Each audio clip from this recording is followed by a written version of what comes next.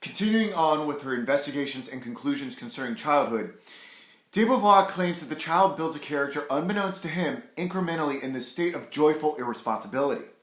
Ironically, the child acts in whatever way he sees fit because he can't grasp how any of his actions will have an impact. But those character traits add up and are engraved upon his being. De Beauvoir likens it to predestination, except we are participants in this intractable character we are building. We just don't realize we were building it at the time.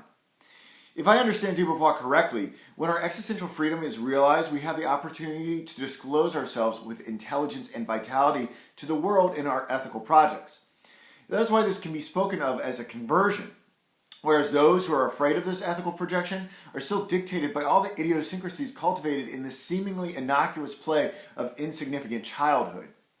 She calls such beings that do not embrace ethical passion sub-men.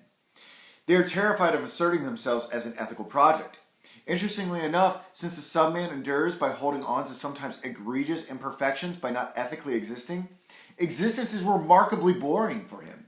He has no projects and the world is nude and uninteresting to him. I expect this is going to be a crucial crossroads for our subject and how he experiences the corrupting effects of evil. The sub-man, according to de Beauvoir, does not dumbly subsist off some form of lower happiness. Nope. Existence exercises its constraints, as another great philosopher is inclined to say. And even in his unactualized state, the sub-man experiences agony, suffering, and the contempt from others for not making something of himself, for not joining us in the ethical project of signification. His life is a misery. These negative feelings lead him to violence in words and actions, and in the face of uncertainty and endless possibility, he takes refuge in all he knows: ready-made values. Just as he did when he was a child. Here's the danger. Him taking up refuge in ready-made values means that he can be co-opted by nearly any movement.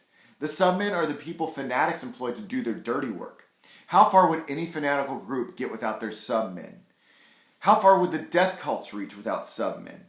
The sub-man's evasion of the ethical project means he scrapes through a wilderness of meaninglessness and ultimately negates himself by carrying out acts of fanatical death.